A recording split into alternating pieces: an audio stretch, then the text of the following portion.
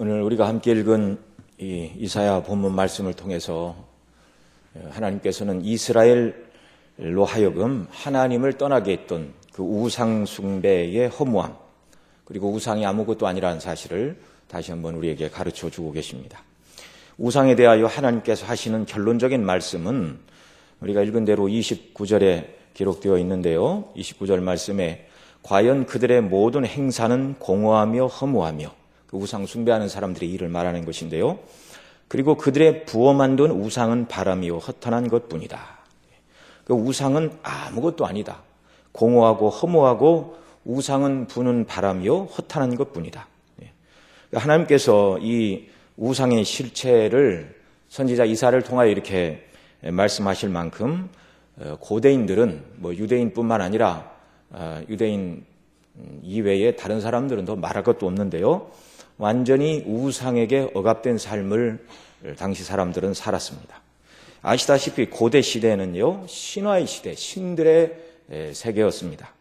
이 말은 사람들이 기록하고 있는 신화에 등장하는 신들이 실제로 있다, 그런 말이 아니고, 하나님이 지으신 인생들이 그 하나님을 거역하고 하나님을 떠나게 되자 이제 하나님이 만드신 모든 만물을 대할 때 하나님 없는 상태로 만물을 보니까 이 만물이 자기보다 더 크고 위대하고 이 모든 하나님 지으신 만물이 두려움의 대상으로 다가오게 되었습니다. 초라한 인생의 모습을 발견하는 거죠. 당시 산업이라는 것은 강이나 바다에서 물고기를 잡는 수렵, 그리고 농경과 목축이 전부인 시대인데, 그런데 자신들의 힘으로 통제할 수 없는 해와 비로 상징되는 뜨거운 햇볕, 바람, 폭풍우, 태풍과 같은 이런 자연 현상들을 자신들이 어떻게 통제를 할 수가 없습니다. 그래서 그런 것들을 잘 통제하기 위하여 해도 신으로 섬기고 또 강도 신으로 섬기고 이렇게 하는 것이죠. 그렇게 해서 자기들이 원하는 때에 햇빛과 또 비가 적당히 주어져서 원하는 것을 얻고자 하는 그런 목적에서 이렇게 신들을 숭배했던 것이죠. 한 예로 애굽인들은요, 태양과 함께 나일강도 신으로 섬겼습니다. 이 나일강의 그 하구가 이렇게 이제 애굽에 있죠. 애굽에 있어서 나일 삼각주가 곡창지대인데 그 나일강이 이제 지중해로 이렇게 흘러 들어가지만 이 나일강은요 엄청나게 길어서 6,671km나 된다, 이렇게 이제 현대 지리학자들은 얘기를 하죠. 근데 그 애국 사람들은요, 그 크고 긴 나일강의 강물들이 어디서 오는지 알 수가 없었습니다. 그래서 애굽의 하늘은 맑고 맑은데 때또는 지금 막 너무 햇볕이 짱짱한데 갑자기 강물이 불어나 홍수가 범람하여 정말 이게 막 집에 막 물이 들어오고 농경지 침수를 하고, 이게 정말 원인을 알 수가 없었죠. 뿐만 아니라 애굽 전역에는 폭풍우가 몰아치고 있는데 오히려 나일강의 강수위는 낮아지는 이런 현상들이 일어날 때 통제할 수 있으면 두려움의 대상이 아닌데 통제할 수 없으니 두려움의 대상이 되는 겁니다. 두렵지 않으면 신호로 섬기지 않아도 되는데 통제할 수 없으니 두렵고 두려우니 이게 그 대상 앞에 잘 보여야 될 우상이 되고 만 것이죠. 그래서 하늘의 태양도 우상이고 나일강도 우상이고 자기들의 힘으로 안 된 것은 다 거기에 어떠한 특별한 힘이 있다, 이렇게 믿고 온갖 종류의 신호로 섬기는 것입니다. 그러니까 이 애굽인들은 나일강에서 고기를 잡고 그 강에서 물을 끌어 농사를 짓고 번영을 누리고 살았지만 강물이 어디서 어떻게 이 강물의 많고 적음을 그들은요 간파해낼 수가 없었습니다. 그러니 나일강은 순전히 그들에게 두려움의 대상이었죠. 우리는 조금만 기울을 기울이면 나일강에 대해서 어렵지 않게 알 수 있습니다. 말씀드린 대로 6,600km가 넘는 강이지만 그 강의 시작은 이렇게 적도에 위치한 부룬디, 탄자니아 같은 나라들에서 시작이 되는데요. 적도에 위치한 나라들의 기후는 아시다시피 열대우림입니다. 열대우림은 거의 매일같이 하루에 한 번씩 강력한 소나기가 내리는데 이걸 이제 보통 스콜이라 그렇게 얘기를 하죠.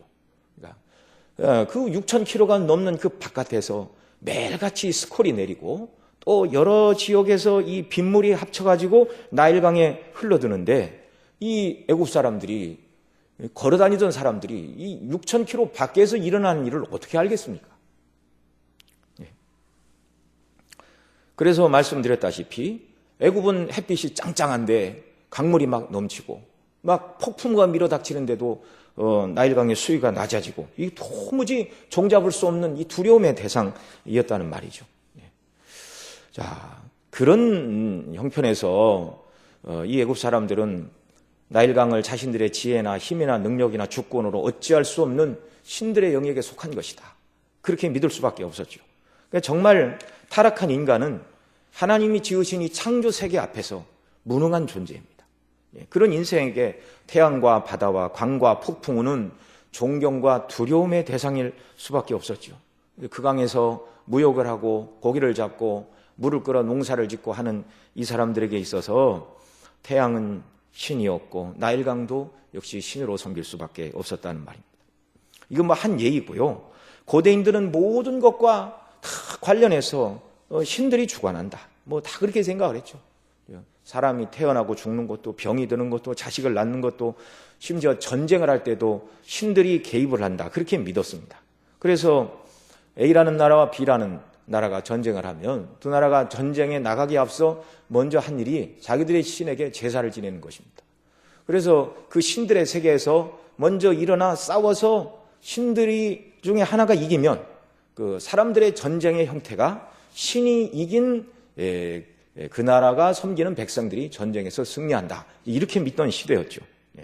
그래서 성경에 보면 몰렉에게 자식을 불에 태워드리는 그런 악습에 대해서 성경이 말씀을 하고 있는데요.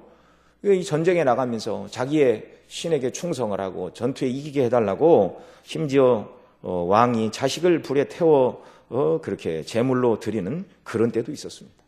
참 어리석기 짝이 없죠. 하나님의 형상으로 지음을 받은 인생이 하나님을 떠나니 오히려 하나님이 만드신 하나님께서 세상 만물을 다스리고 정복하라 하셨는데 오히려 죄로 말미암아 피조물에 정복당하고 그것을 섬기는 이 비참한 존재가 되었습니다. 하나님이 주신 질서는 하나님, 사람, 그 다음에 피조물인데 하나님을 떠나니 인생이 피조물 밑에서 종노릇하는 권위의 역전, 질서의 역전이 일어났다는 말이죠. 이런 이야기들은요, 아주 오래전, 수천 년 전의 이야기만도 아닙니다. 우리나라 1963년 9월 20일자 신문에 난 기사인데요. 경기도 양주군 연평리, 이 마을은 서울에서 한 40리 떨어져 있답니다. 근데 그 마을에 호랑이가 내려와 1년에 어린아이를 3명을 물어갔답니다. 포수들이 이 호랑이를 잡기 위하여 깊은 산으로 들어갔는데 동네 노인들이 산신이 노한다고 하여 포수들을 꺼려하였고 오히려 산신에게 제사를 지냈다. 1963년 그때 태어나신 분도 계실 텐데요. 참 이게 타락한 인생이 자연 앞에서 느끼는 무력감과 두려움. 프랑스 기독교 철학자인 파스칼은 이렇게 말했습니다. 인간은 자연에서 한 줄기 가장 연약한 갈대일 뿐이다. 그러나 그는 생각하는 갈대이다. 그를 박살내기 위해 전 우주가 무장할 필요가 없다. 한 번 뿜은 증기, 한 방울의 물이면 그를 죽이기에 충분하다. 이런 인간이기에 두려운 자연 만물, 곧 하나님의 창조 세계를 대할 때 2가지 반응이 나오죠. 첫째는 지금껏 쭉 말씀드린 대로 두려운 자연을 숭배의 대상으로 받들어 섬기는 우상 숭배의 자연 종교입니다. 또 하나는 하나님의 말씀인 성경을 통하여 이 모든 것들을 제대로 이해를 하고 자연 만물은 스스로 있는 것도 아니요, 그것 자체가 신도 아니요, 하나님의 손길로 이 다 만들어진 하나님의 피조물임을 알고 오히려 하나님을 바르게 경배하며 성경의 계시에 따라 믿는 참된 기독교 신앙이죠. 그래서 이 하나님을 경외하는 사람들은요, 이 피조 세계에 대해서, 자연의 세계에 대해서 두려움을 갖지 않습니다. 옛날 사람들은 큰 나무만 잘라도 자기에게 무슨 해가 돌아올 줄 그렇게 생각을 하잖아요. 이제 기독교인들이 가는 곳마다 이렇게 세상을 개척을 하고 이렇게 하니까 어떤 서구의 철학자는 현대 문명의 파괴에 일익을 담당한 것이 기독교다. 뭐 그런 식으로 얘기를 했는데요. 인간의 욕심이 그렇게 한 것이지 기독교가 그렇게 한 것이 아닙니다. 다만 성경대로 믿는 그리스도인들은 자연은 숭배의 대상이 아니고 하나님의 피조물일 뿐이고 오히려 하나님 말씀에 따라 그 모든 피조 세계를 바르게 다스리고 정복하는 것이 하나님께서 인간에게 주신 사명인 줄 알고 바르게 이 모든 자연 세계를 대하는 것이죠. 자, 고대 시대, 신화가 지배하던 시대, 지금부터 이사야는 2700여 년 전의 사람이었는데요. 하나님께서 선지자 이사야를 통해 말씀하고 계십니다. 이방인들이 번영과 장수와 복을 준다고 믿어 우상을 섬긴다 할지라도 너희들은 우상에 미혹되지 말고 우상을 섬기지도 말고 우상을 두려워하지도 말라. 왜냐하면 우상이라는 것 자체는 실체가 없는 허상이기 때문이다. 우상은 헛것이요 우상 숭배하는 자는 허망한 것이라는 것을 여러 번 강조하고 있는데요. 왜 이렇게 하나님께서 구약의 백성들에게 이것을 강조하셨나요? 이스라엘 백성들은요 항상 이 우상 숭배의 직면에 있었습니다. 지금은 이사야 당시에는 북 열지파는 이미 망했고 남쪽 유다가 망하기 전에 그런 시대였는데요. 북쪽 이스라엘 열지파가 망한 것도 결국은 우상 숭배에 미혹되었기 때문입니다. 가나안 땅에 살고 있던 사람들이 바알과 아세라 역시 비를 주고 농사를 주관한다고 믿었죠. 네. 어떻게 하면 그들이 처음 가나안 땅에 와서 농사를 지었으니 원주민들보다 농사를 못 지을 수 있겠죠. 네. 저들만큼 더 많은 수확을 올리려면 어떻게 해야 되는가? 저들이 섬기는 신이 이런 것을 주는가? 성경은 그러지 말라고 하나님밖에 없다고 말을 해도 그들이 미혹이 된 것이죠. 또 이 아수르 당시에는 이사야 당시에는 아수르에 의해서 엄청난 고난을 당했습니다. 그리고 머지않아 바벨론에 가여 나라가 망하고 그 백성들이 포로로 끌려가게 될 것입니다. 그러한 이제 입장을 당하면서 우리가 섬기는 하나님보다 아수르가 섬기는 아수르의 신이 우리 하나님보다 더 힘이 세신 분인가? 절대 그런 생각을 하지 말라는 것입니다. 바벨론에 의하여 유다가 망할 것이지만 바벨론에 섬기는 신이 강력해서 유다 백성이 망하고 그들이 포로로 끌려가는 것이 아니죠. 죄 때문에 그 하나님이 하지 말라고 하는 우상 숭배의 죄가 원인이 되어 결국 그들이 망하고 포로로 끌려가죠. 아직도 정신을 못 차리고 눈에 보이는 세상의 나라가 강하다고 그들이 섬기는 신에 미혹돼서는 안 된다는 것입니다. 오늘 우리가 읽은 본문에서 하나님은 우상은 존재하지 않는다라고 말씀하고 계십니다. 그러면서 만일 우상이 있다면 그 우상이 실제한다는 그 증거를 대야 된다. 이렇게 말씀하죠.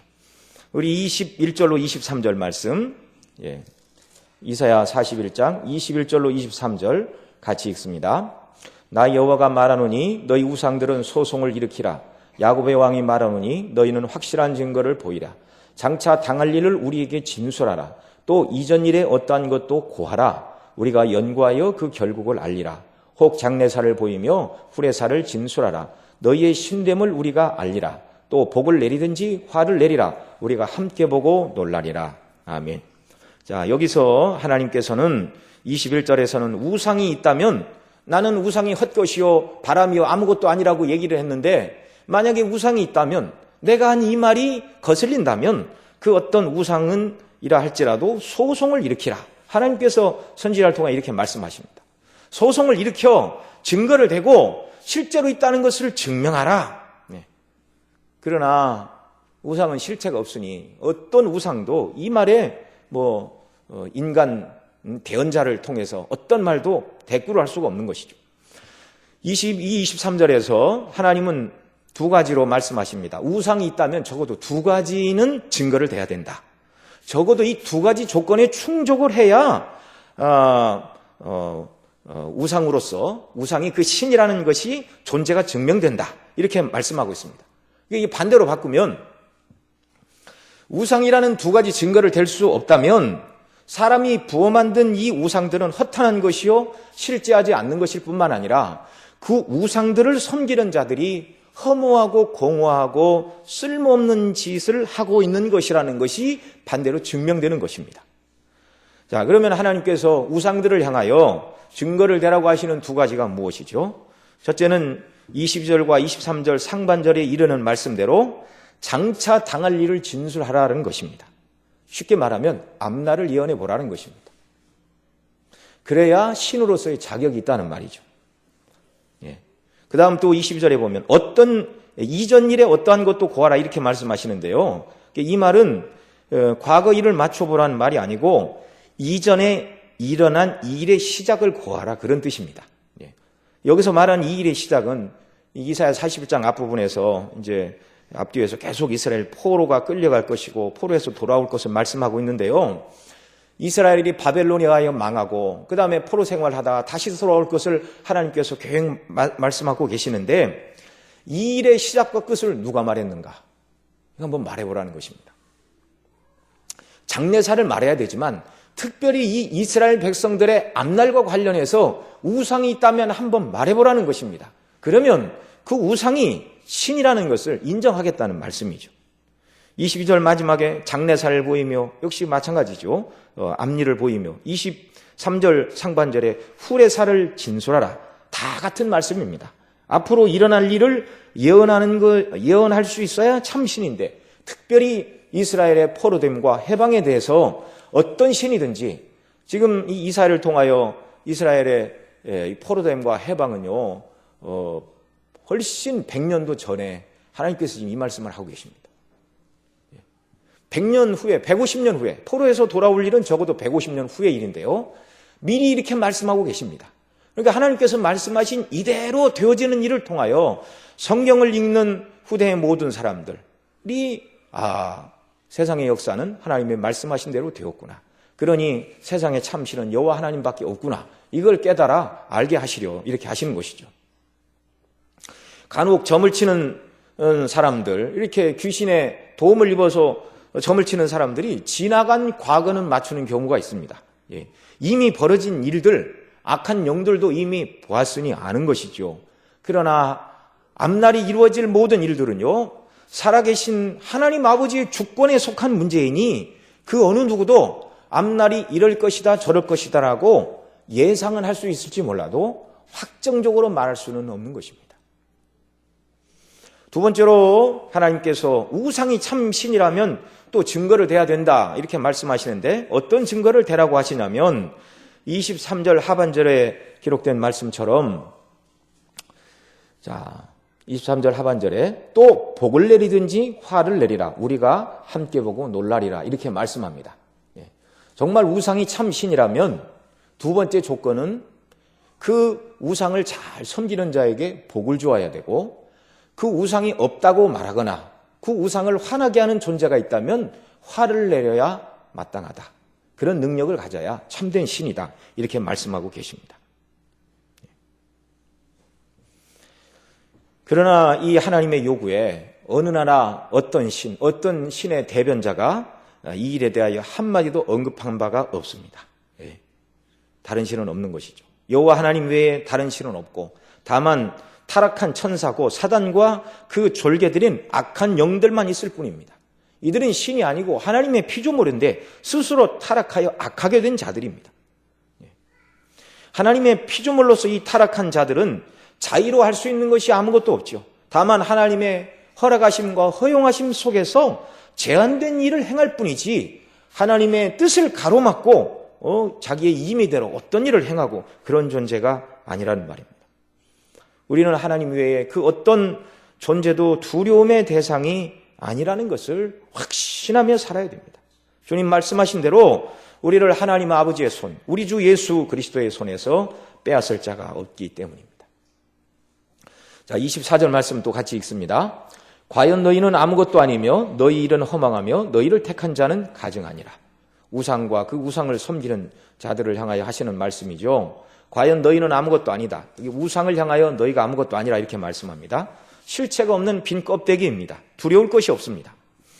만일 우거진 산속을 가는데 어떤 사람이 이 산속에 늑대가 있다. 그러면 좀 두려워해야 됩니다. 그런데 이 산속에 용이 산다. 그러면 두려워할 필요가 없습니다. 입에서 불을 뿜는다고 누가 용이 산다 말할지라도 용은 한 번도 본 적이 없습니다. 상상 속의 동물이지 지어낸 존재이지 실제하지 않는 그런 허상이기 때문에 그렇죠. 우상이 바로 그런 것입니다. 사람의 생각으로 지어낸 것이기에 허상이요, 헛것이요, 바람이요. 네. 너희 일은 허망하고 이렇게 말씀하는데요. 우상이 무엇을 해줄 줄 알고 그 우상을 숭배하지만 사람들이, 그러나 우상은 아무것도 아니기에 우상 자체가 어떤 일을 하는 것도 아니지만 우상 숭배의 결과는 허망한 뿐이라는 말이죠. 그리고 그 우상을 택하여 섬기는 자는 가증하다. 왜요? 말씀드린 대로 우상을 숭배한 것은 우상을 이용하여 자기가 뭔가를 이루고자 하는 것인데 무슨 도덕적이고 정의롭고 뭐 이런 것을 위해서 우상을 숭배하는 게 아니고 자기의 욕망과 욕심을 이루어질 그 대상을 찾다 보니 우상을 찾게 된 것이죠. 욕망의 발로가 우상일 뿐입니다. 그러니 가증한 것이죠. 또 이 우상과 관련해서 28절, 29절에서도 말씀을 하는데요. 28절, 29절도 함께 있습니다. 내가 본 적 한 사람도 없으며 내가 물어도 그들 가운데 한 말도 능히 대답할 모사가 없도다. 과연 그들의 모든 행사는 공허하며 허무하며 그들의 부어 만든 우상은 바람이요 허탄한 것뿐이니라. 여기 28절에서는 우상이 미혹된 자들에게 하나님께서 우상이 있다면 장례사를 말하고 화나 복을 내려야 된다. 그런 존재가 있으면 나오라. 그렇게 이미 하나님께서 말씀을 하셨죠. 그런데 한 사람도 없다. 물어도 그 가운데 능히 대답할 모사가 없다. 우상도 우상이 없으니 말을 할 수 없을 뿐만 아니라 사람이 깎아 만든 나무나 돌조각이 거기서 말을 하겠습니까? 그 어떤 우상을 섬긴다고 말하는 그 우상의 대언자가 앞날에 대해서 무엇을 얘기를 하겠습니까? 실체가 없는데. 또 29절에서 우상과 관련해서 결론적으로 이렇게 말씀하십니다. 우상 숭배자의 모든 행사는 공허하고 허무하다. 우상 숭배자들이 부어 만든 우상은 바람이요 허탄하다. 이 공허하고 허무하다는 말은요, 헛되고 의미 없고 쓸모없고 속이 비었다는 것입니다. 보통 어떤 일을 열심히 해가게 되면 기본적으로 그 행한 일에 대한 대가를 거두기 마련인데 다른 것은 몰라도 우상 숭배만큼은 아무리 열심히 해도 열심을 기울인 노력과 땀의 대가를 기대할 수 없다. 왜요? 사실이 아닌 기초, 잘못된 전제 위에서 행한 일이기 때문에 그렇습니다. 예를 들면 이런 것입니다. 만약 어떤 사람이 땅이 없는 사람에게 땅이 없어 농사를 못 집니까? 내가 빈 땅을 가르쳐 줄 테니 거기 가서 씨를 뿌리고 곡식을 거두시오. 그렇게 말한다 할지라도 그 땅이 비가 오지 않는 광야라면 뿌리는 씨만 낭비할 뿐입니다. 추운 시베리아 땅에는요, 바나나 나무를 심지 않습니다. 아무리 심어도 거기 이렇게 막 난방을 잘 해주지 않는 한은 열대식물은 추위에 다 얼어 죽기 때문에 그렇죠. 그 나무를 그렇게 키우느니 그냥 수입해서 먹는 게 쌉니다. 우상 숭배는 결국 모래 위에 집을 짓는 것과 같다는 말이죠. 아무리 대단한 노력을 기울여 그 일을 했다 할지라도 금방 무너지고 아무런 대가도 기대할 수 없는 것. 이 우상에 대하여 성경 여러 곳에서 여러 번 언급을 하지만 이사야 이 석장 뒷부분에 가면 또 몇 가지를 말씀하시는데요. 이 뒤에 44장 15절 말씀으로 잠깐 가시겠습니다. 이사야 44장 15절 15절로 17절 우리 같이 함께 읽습니다. 무릇 이 나무는 사람이 화목을 삼는 것이오늘 그가 그것을 가지고 자기 몸을 더웁게도 하고 그것으로 불을 피워서 떡을 굽기도 하고 그것으로 신상을 만들어서 숭배하며 우상을 만들고 그 앞에 부복하기도 하는구나. 그 중에 얼마는 불사르고 얼마는 고기를 삶아 먹기도 하며 고기를 구워 배불리기도 하며 또 몸을 더웁게도 하여 이르기를 아하 따뜻하다 내가 불을 보았구나 하면서 그 나머지로 신상 곧 자기의 우상을 만들고 그 앞에 부복하여 경배하며 그것에게 기도하며 이르기를 너는 나의 신이니 나를 구원하라 하는도다. 인간이 이렇게 어리석다고 하나님께서 말씀하십니다. 똑같은 나무로 어떤 사람이 추우니까 불을 떼서 화목으로 몸을 따뜻하게 한다.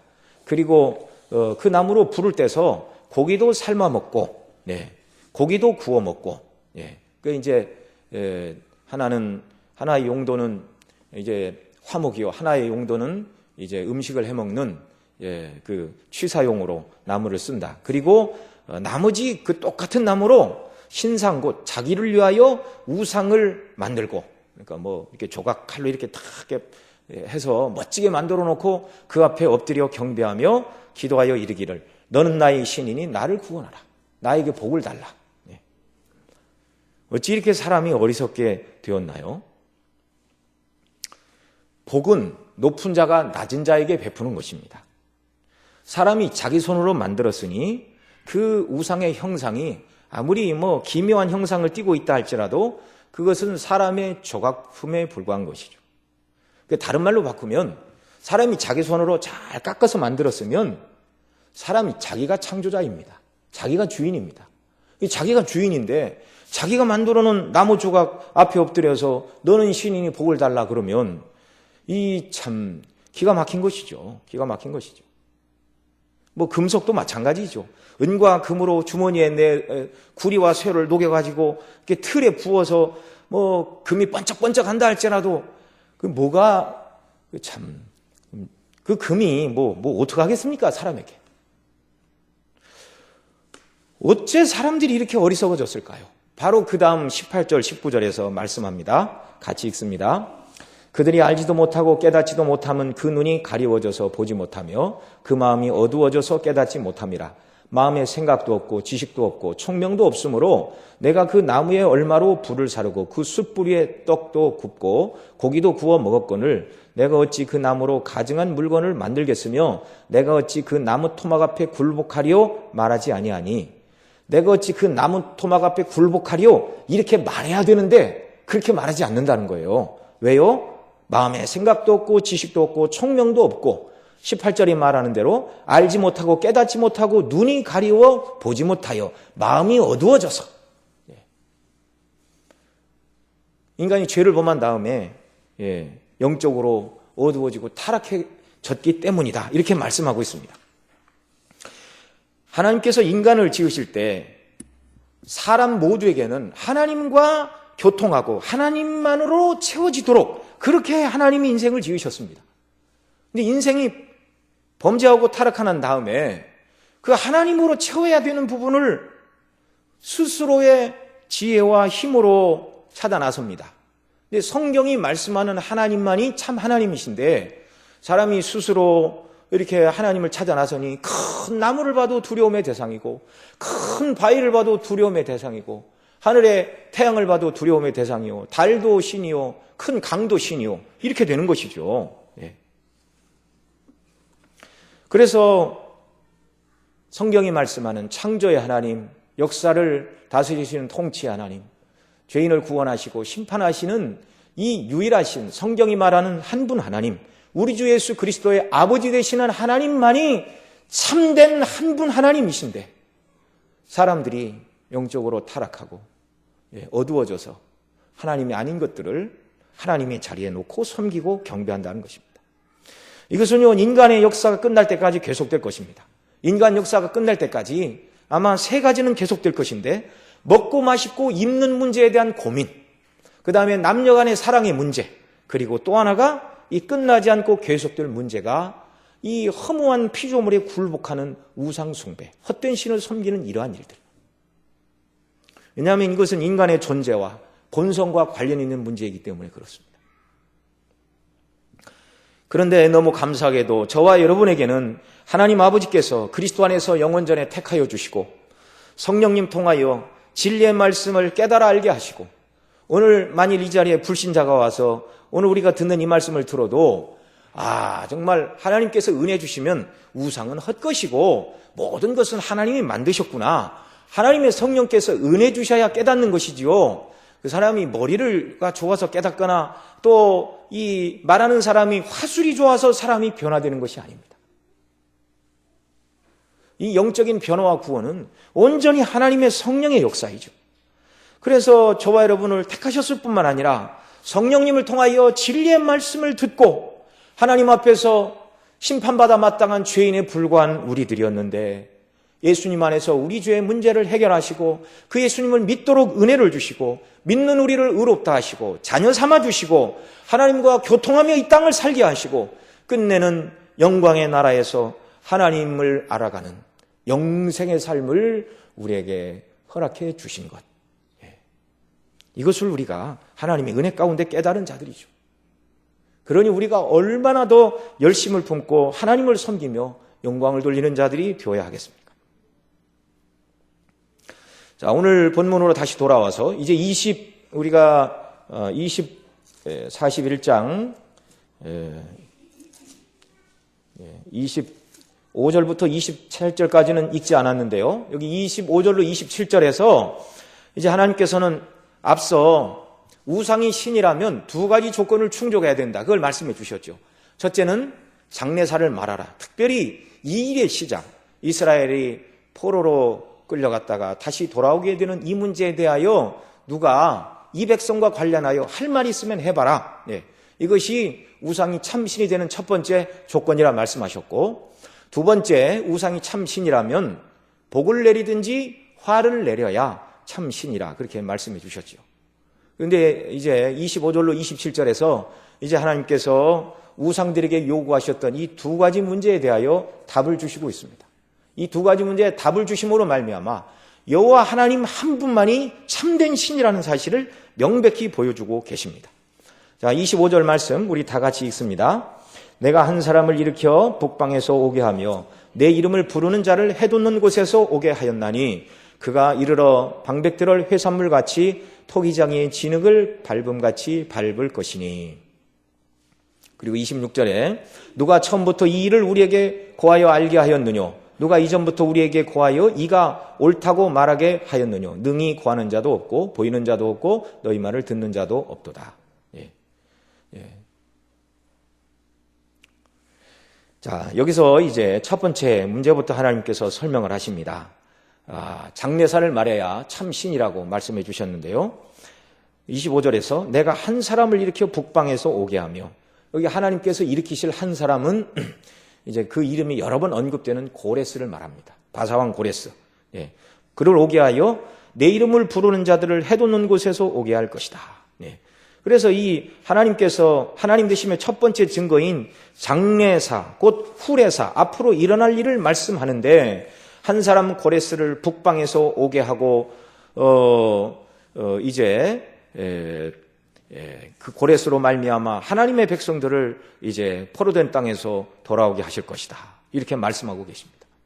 이 하나님의 말씀대로 강력한 바벨론은요, 짧은 역사를 뒤로하고 역사 속에 사라지게 되었습니다. 하나님께서 고레스라는 이름을 고레스가 태어나기 전에 성경이 기록하고 있습니다. 그러자 어떤 사람들은 이것은 그들이 고레스로 말미암아 바벨론 포로에서 돌아온 다음에 성경을 아마 썼나 보다 이렇게 주장하는 사람들이 있습니다. 왜 하나님이 몇백 년 전에 하나님께서 세우실 고레스에 대해서 그 이름을 예언하시는 것이 뭐가 그렇게 어려운 일인가요? 인간이 범죄하자마자 하나님께서는 여자의 후손 곧 그리스도를 통하여 우리를 구원하실 것을 처음부터 말씀해 주셨고 그것을 이루는 것이 이 세상의 역사입니다. 그래서 이 강력한 바벨론 제국이 하루아침 메대 바사 연합군인 고레스에 의하여 무너지고 말았는데요. 그래 이제 고레스가 실질적인 주권을 가지고 있었는데 초대 왕으로는 자기의 외숙부인 다리오를 이렇게 추대를 했습니다. 당시 바벨론이 얼마나 강성을 했는지 바벨론 성은 이 성벽이 두 개였습니다. 내성과 외성. 아무도 문을 두드릴 수가 없는 성이었는데요. 바벨론이 어떻게 함락을 당했는가 명확히 알기는 어렵지만 전해오는 기록이 있습니다. 헤로도토스의 페르시아 전쟁사에 이렇게 기록하고 있는데요. 고레스가 바벨론 정복을 해 성을 포위했는데 성은 말씀드린 대로 내성과 외성 이중으로 이렇게 쌓여 있었습니다. 그러니까 외성을 침입해 넘어온다 할지라도 내성을 닫으면 이 내성과 외성 사이에 갇히는 것입니다. 그냥 내성에 서서 화살만 쏘면 그냥 어떻게 할 수가 없는 것입니다. 얼마나 견고한지 감히 함락될 수가 없었습니다. 그리고요, 그 바벨론은 유프라테스 강과 함께 이렇게 발응을 했는데 이 유프라테스 강물이 바벨론 성 안으로 이렇게 흘러 들어갔다가 흘러나옵니다. 큰 도시는 다 강을 끼고 발전을 하기 마련이죠. 물 걱정도 없고요. 그리고 바벨론 성 안에는 성 안에 있는 사람들이 20년 먹을 양식이 비축되어 있었습니다. 주전 539년 10월 고레스가 이끄는 메데 페르시아 연합군이 바벨론 성을 포위하고 있어도 바벨론의 왕 벨사살, 다니엘 5장이 말하고 있죠. 포위를 하든지 말든지 술잔치를 벌이고 있었습니다. 바벨론 왕 벨사살 생각에는요, 쥐들이 성을 둘러쌌다가 양식 떨어지면 가겠지, 날 추워지면 가겠지, 그렇게 생각을 했겠죠. 그런데 하나님께서 고레스에게 신미한 계책을 주셨습니다. 이 군사들을요, 유프라테스 강물이 들어오는 성 입구, 그 다음에 강물이 빠져나가는 이쪽 양쪽 입구에 군사들을 이렇게 강력한 군사들을 배치를 해놓고 나머지 군사들은 이제 유프라테스 상류로 보냈답니다. 그래서 이 물줄기를 바꾸라 그랬다는 거예요. 그리고 이제 이 고레스가 명령을 내렸답니다. 강물이 줄어서 무릎 위치에 올 때 성으로 공격해 들어가라. 강의 물줄기가 바뀌니 강물은 잦아들게 마련이죠. 전혀 예상하지 않았던 바벨론은 삽시간에 정복을 당했다. 이런 기록이 전해지고 있습니다. 다니엘 5장에 보면 하루아침에 바벨론이 망한 것을 기록하고 있는데요.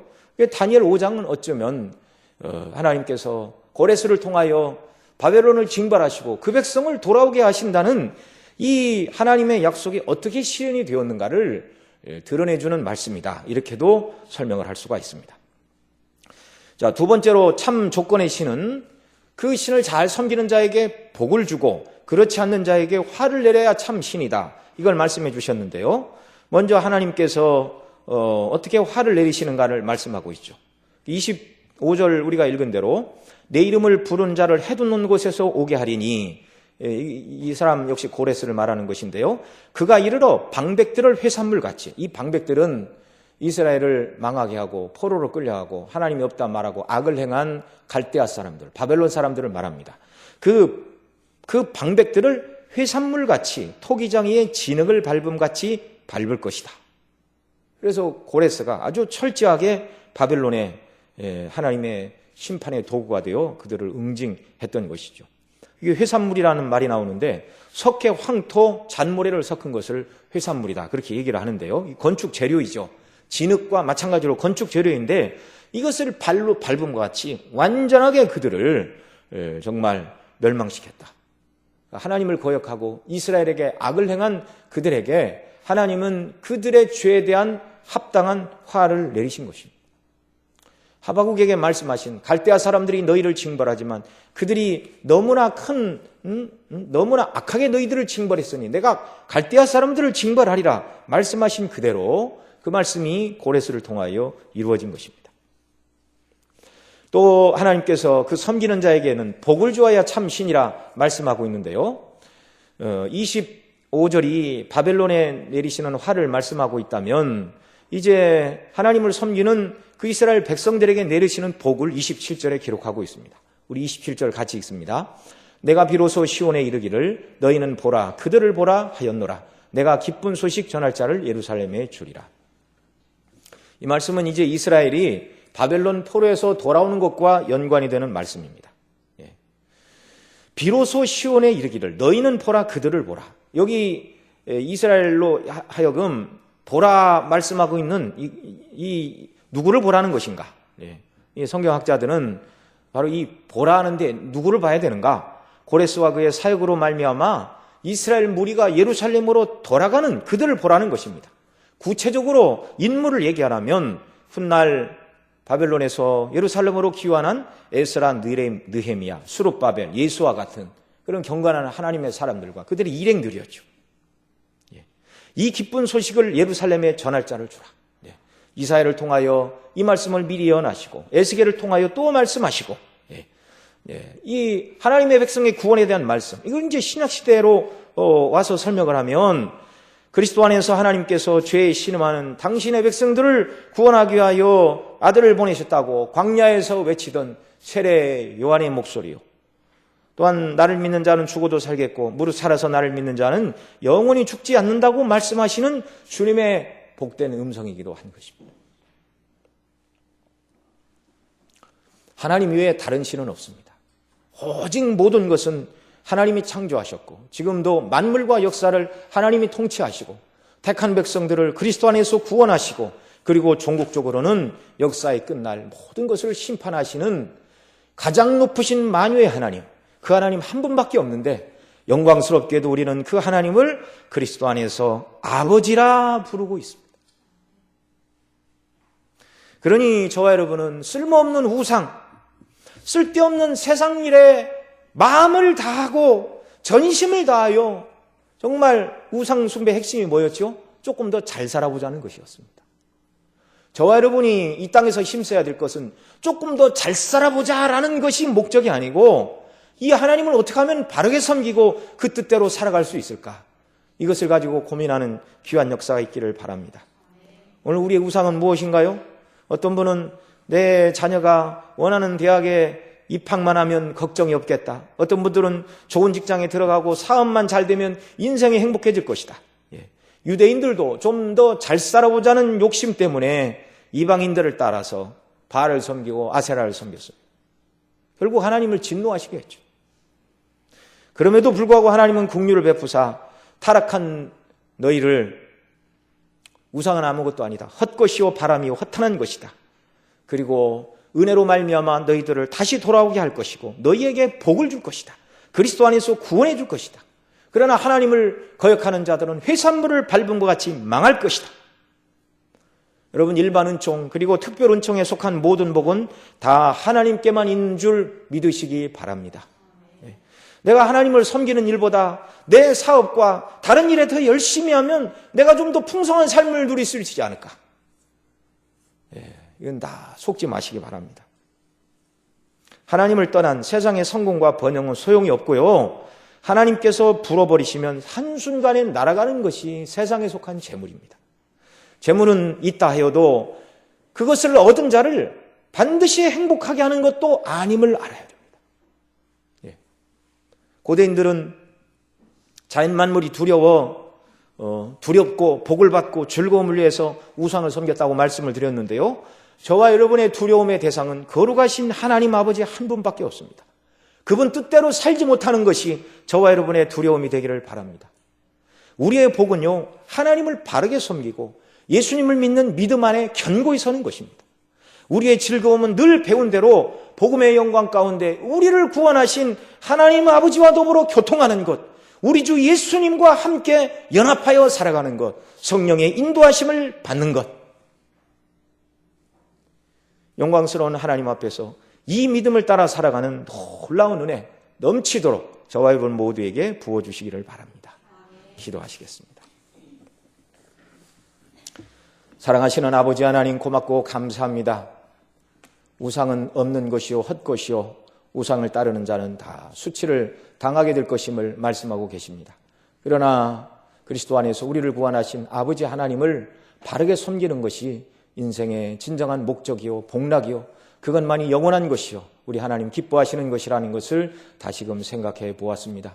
우리의 심령 속에 온전히 하나님에 대한 경외함, 하나님의 구원에 대한 기쁨과 감격, 그래서 우리를 위하여 베풀어 주신 구속의 은혜에 어떻게 하나님께 이것을 갚고 은혜에 어떻게 보답하며 살아갈까를 늘 고민하며 하나님의 인도하심 속에, 성령의 인도하심 속에 주의 영광을 높이는 저희들의 삶이 되도록 말씀을 통하여 성령님을 통하여 날마다 인도하시고 더욱더 충만케 하여 주옵소서. 우리 구주 예수님의 이름으로 기도드리옵나이다.